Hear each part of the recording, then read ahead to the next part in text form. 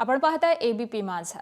बारामतीच्या मातीत वाढलेला, राजकीय धडे गिरवलेला हरहुन्नरी उमदा, दिलखुलास आणि कर्तव्य कठोर नेता अर्थात अजित पवार। काल विमान अपघातामध्ये अजित पवारांचा अकाली मृत्यू झाला। त्यांच्या निधनानं बारामती अश्रूंच्या महापुरामध्ये बुडाली आहे। उपमुख्यमंत्री अजित पवारांवरती आज बारामतीतील विद्याप्रतिष्ठानच्या मैदानावरती शासकीय इतमामामध्ये अंत्यसंस्कार केले जाणार आहेत। मुख्यमंत्री, उपमुख्यमंत्री, गृहमंत्री अमित शहा, भाजपचे राष्ट्रीय अध्यक्ष नितीन नवीन यांच्यासह अनेक महत्त्वाचे नेते या अंत्यसंस्काराला उपस्थित राहणार आहेत। तर दादांच्या अंत्यदर्शनासाठी कालपासूनच बारामतीमध्ये मोठा असा जनसागर लोटलाय। अजित पवारांच्या धक्कादायक अपघाताची माहिती मिळताच पवार कुटुंबियांवरती जणू विजेचा लोळ कोसळलाय। बारामतीमध्ये अजित पवारांच्या विमानाला अपघात झाला त्यावेळी जवळपास सगळंच पवार कुटुंब हे दिल्लीमध्ये होतं। अर्थसंकल्पीय अधिवेशनासाठी सुप्रिया सुळे आणि सुनेत्रा पवार ह्या देखील दिल्लीत होत्या आणि ही बातमी कळताच त्या बारामतीकडे रवाना झाल्या।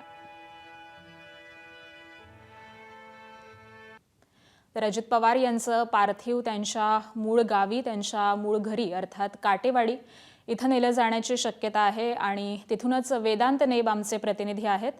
वेदांत, साधारण काटेवाडीमध्ये अजित पवारांचं पार्थिव हे कधी आणलं जाईल, काय शक्यता आहे आणि पोलीस प्रशासनाकडून कशा पद्धतीने बंदोबस्त करण्यात आलेला आहे, कारण हळूहळू आपण पाहतोय गर्दीचा ओघ हा वाढतच चाललेला आहे।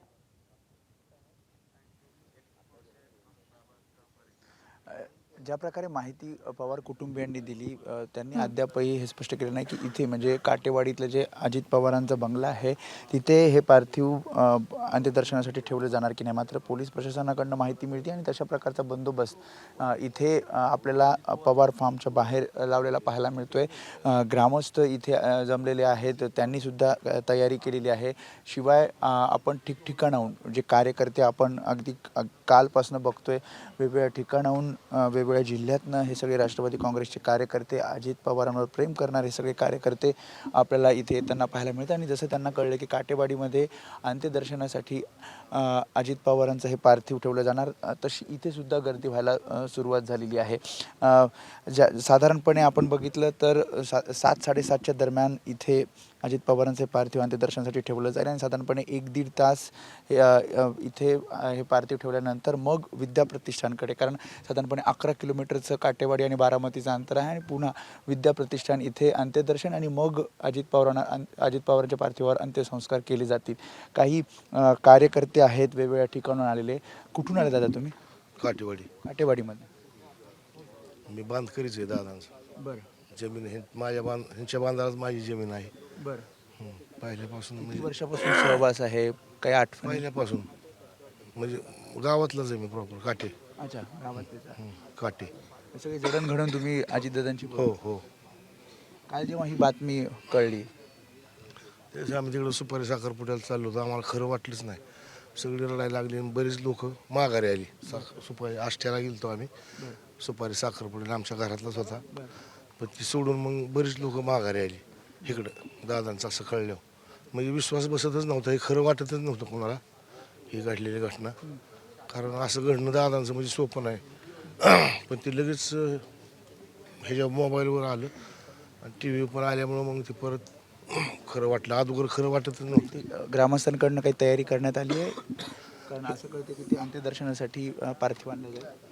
म्हणजे इथं तयारी चालू होती, कारण त्यांचा ड्रायव्हर जात आमच्याबरोबर होता। ट्रॅक्टर लावलं होतं तिथे हे करायला, पण लई जागा पुरायची नाही। आपल्यासोबत केसरकर आहेत, दीपक केसरकर आहेत। ज्या प्रकारे काल बातमी आली, नेते असतील, कार्यकर्ते असतील, मोठ्या संख्येनं इथे येत आहेत। अजित पवारांवर प्रेम करणारे हे सगळे आहेत।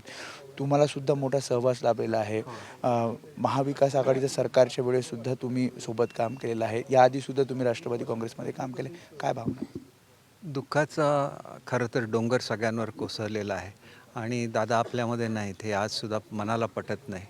सकाळी उठून दादा कामाला लागायचे, आज एवढ्या पहाटे आज बारामतीमध्ये येत असताना दादा या ठिकाणी नाही आहेत याची सातत्याने जाणीव होते आणि ह्या दुःखामधून त्यांच्या कुटुंबाला सावरण्याची शक्ती ही ईश्वराने दिली पाहिजे, कारण खूप मोठा दुःखाचा डोंगर आज कोसळलेला आहे आणि सर्वच महाराष्ट्र दुःखामध्ये लोटला गेलेला आहे। प्रशासकीय अधिकारी असतील त्यांच्यावर वचक असेल किंवा मग अगदी तळागाळातला कार्यकर्ता असेल त्याला जवळ घेणं असेल, त्याला समजून सांगणं असेल, त्याला मार्गदर्शन करणं असेल, तुम्ही अजितदादा जवळून बघितले? दादा अतिशय रोखठोक बोलायचे. जे होणारं काम आहे ते होणार म्हणून सांगायचे, नाही होणार ते नाही होणार म्हणून सांगायचे.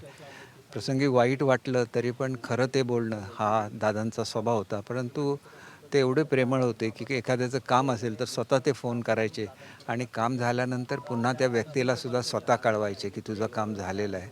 असा नेता फार विरळा असतो आणि ते आज आमच्यामध्ये नाही, याचं खूप दुःख आहे. तुमची काही आठवण? आठवणी तर खूप आहेत. अगदी ज्यावेळेला राष्ट्रवादीला जादा सीट मिळाल्या आणि त्यावेळेला आमची सगळ्यांचीच इच्छा होती आणि जी लोक सर्वप्रथम पवारसाहेबांकडे गेलो त्याच्यापैकी मी एक कार्यकर्ता आहे, ज्यांची आमची इच्छा होती की दादांनी त्यावेळेला मुख्यमंत्री व्हावं. त्यावेळेला राष्ट्रवादीला काँग्रेसपेक्षा जास्त सीट मिळालेल्या होत्या आणि दादांवरच्या प्रेमापोटीच आम्ही सर्वजण हे करायचो. आणि दादा रोखठोक होते, तेवढेच प्रेमळ होते. त्याच्यामुळे ते जसं सर्वांवर प्रेम करायचे तसं आम्ही सर्वजण त्यांच्यावर खूप प्रेम करायचो. कार्यकर्त्यांचं, राष्ट्रवादीच्या नेत्यांचं ते स्वप्न अपूर्ण राहिलं. निश्चितपणे. आणि ते एवढी वर्ष अपुरं राहिलं आणि आज तर ते आपल्यात नाहीत. त्याच्यामुळे सर्वाधिक काळ उपमुख्यमंत्री राहिलेले असे दादा हेच आमच्या कायम स्मरणात राहतील.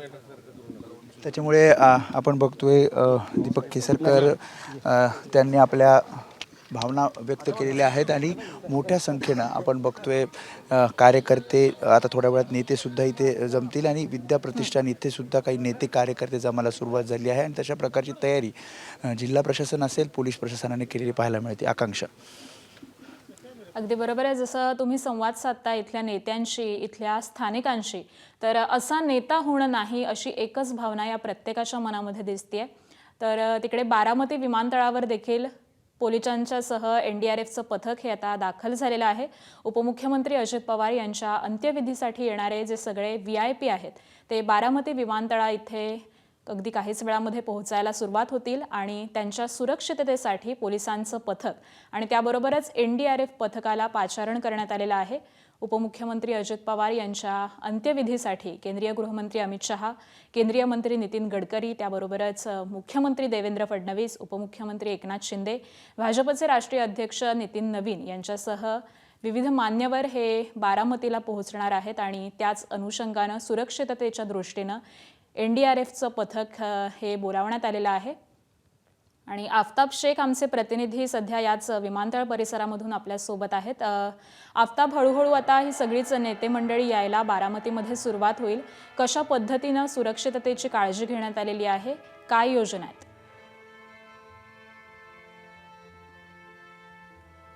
आकांक्षा, नक्कीच मी बारामती विमानतळाच्या बाहेर आहे. आपण या ठिकाणी बघताय की पोलिसांची जी कुमक आहे ती या ठिकाणी आता तैनात व्हायला सुरुवात झालेली आहे. खरं तर केवळ पोलीसच नाही तर NDRFचं पथक असेल किंवा वेगवेगळ्या सुरक्षा यंत्रणाचे जे अधिकारी कर्मचारी असतील ते देखील आता सकाळपासूनच या ठिकाणी दाखल व्हायला सुरुवात झालेली आहे. केंद्रीय गृहमंत्री अमित शहा असतील, भाजपचे राष्ट्रीय अध्यक्ष नितीन नवीन असतील, त्यांच्यासह केंद्रीय मंत्री नितीन गडकरी, केंद्रीय मंत्री मुरलीधर मोहोळ, मुख्यमंत्री देवेंद्र फडणवीस, उपमुख्यमंत्री एकनाथ शिंदे यांच्यासह वेगवेगळे मान्यवर जे आहेत, राज्य आणि केंद्रातले मंत्री, उपमुख्यमंत्री अजित पवार यांच्या अंत्यविधीसाठी हजर राहणार आहेत आणि त्यामुळे त्यांच्या सुरक्षेसाठी हा सगळं जे ताफा आहे जो तो या ठिकाणी येताना आपल्याला पाहायला मिळतो आहे. प्रोटोकॉलसाठी ज्या गाड्या आहेत, सुरक्षा यंत्रणासाठी ज्या गाड्या आहेत ते या ठिकाणी बारामती विमानतळावर तर दाखल व्हायला सुरुवात झालेली आहे. पहाटेपासूनच विमानतळावरती रेलचेल जी आहे ते आपल्याला यंत्रणांची या ठिकाणी पाहायला मिळते. खरं तर बारामती विमानतळावरती नाईट लँडिंगची सुविधा नाही आहे, त्यामुळे सकाळपासून जेव्हा धुकं हटायला सुरुवात होईल तेव्हापासून लँडिंग जे आहे ते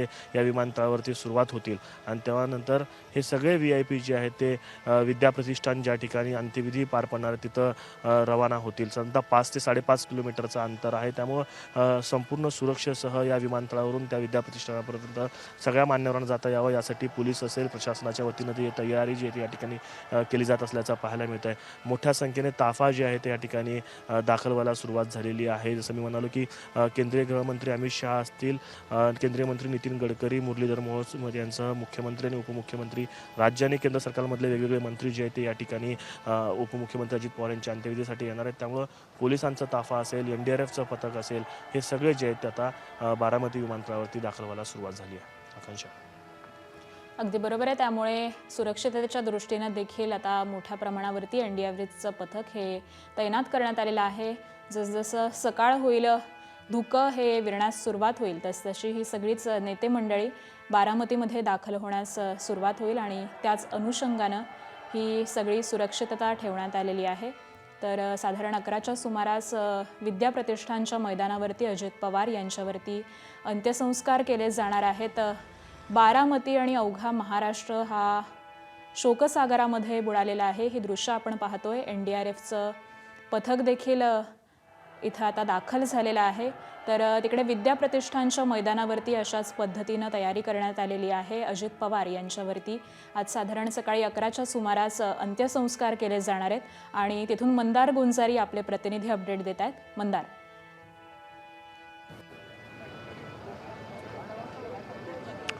बारामतीतील विद्याप्रतिष्ठानच्या या मैदानावरती अजित पवारांवरती अंत्यसंस्कार करण्यात येणार आहेत. त्यासाठी समोर हा चौथरा उभारण्यात आला आहे आणि या चौथऱ्यावरती अंत्यविधी होणार आहे आणि याच ठिकाणी लोकांना शेवटचं अंत्यदर्शन देखील घेता येणार आहे. या चौथऱ्याच्या भोवताली अजित पवारांचे वेगवेगळ्या प्रकारचे वेगवेगळ्या पोजमधले फोटो जे अजित पवार बारामतीकरांना परिचित होते ते या ठिकाणी आहेत. अखेरचं दर्शन बारामतीकर या ठिकाणी घेणार आहेत. एकच वादा या रोळीला बारामतीकरांनी 40 वर्ष फक्त अजितदादा असं म्हणत प्रतिसाद दिला. मात्र आता शेवटचं अंत्यदर्शन या अजित पवारांचं बारामतीतल्या लोकांना घ्यावं लागणार आहे. गेली 40 वर्ष एकच नेता बारामतीकरांनी निवडला, त्याच्यावरती विश्वास ठेवला आणि त्या आधारे अजित पवार राज्यामध्ये त्यांचं राजकारण करत राहिले आणि बारामतीच्या लोकांनी जो काही विश्वास दिला अजित पवारांना तो यामुळं दिला की अजित पवार या लोकांची कामं करत आले आणि राज्याच्या राजकारणात कितीही बदल झाले, देशाच्या राजकारणात कितीही वेगवेगळ्या लाटा आल्या, कितीही बदल झाले तरी बारामतीमधलं अजित पवारांचं मताधिक्य कधीही कमी झालं नाही. 1 लाखाच्या खाली कधीही मताधिक्य आलं नाही. याचं कारण होतं अजित पवारांनी या ठिकाणी केलेलं काम आणि त्यासाठी इथल्या लोकांची त्यांची जोडली गेलेली नाळ. सतत अजित पवार या ठिकाणी लोकांच्या संपर्कात असायचे. त्यांचा जो जनता दरबार आहे त्या जनता दरबारची गर्दी कधीही ओसरली नाही आणि हे असं असताना अशा पद्धतीने अजित पवारांचा अपघात होणं हे बारामतीकरांना निशब्द करणार आहे, सुन्न करणार आहे. त्यांना हे काही झालंय कालपासून ते झेपणारं नाहीये आणि अशा परिस्थितीमध्ये अजित पवारांना निरोप द्यावा लागतो आहे. बारामतीकरांसाठी अतिशय दुर्दैवाचा हा दिवस आहे. आकांक्षा. अगदी मंदार, तुम्ही म्हणालात तसं अवघी बारामती ही सुन्न झालेली आहे. अवघा महाराष्ट्र सुन्न झालेला आहे. ज्या बारामतीसाठी, ज्या विद्याप्रतिष्ठानसाठी अजित पवारांनी अहोरात्र मेहनत घेतली, ज्या कार्यकर्त्यांसोबत, ज्या स्थानिकांसोबत अजित पवारांनी आपल्या राजकीय कारकिर्दीची सुरुवात केली, आज त्याच बारामतीमध्ये अजित पवारांना या विद्याप्रतिष्ठानच्या मैदानावरती अखेरचा असा निरोप दिला जाणार आहे आणि आपल्या लाडक्या नेत्याला निरोप देण्यासाठी हे सगळेजण मोठ्या संख्येनं इथे जमलेले आहेत. एबीपी माझा, उघडा डोळे बघा नीट.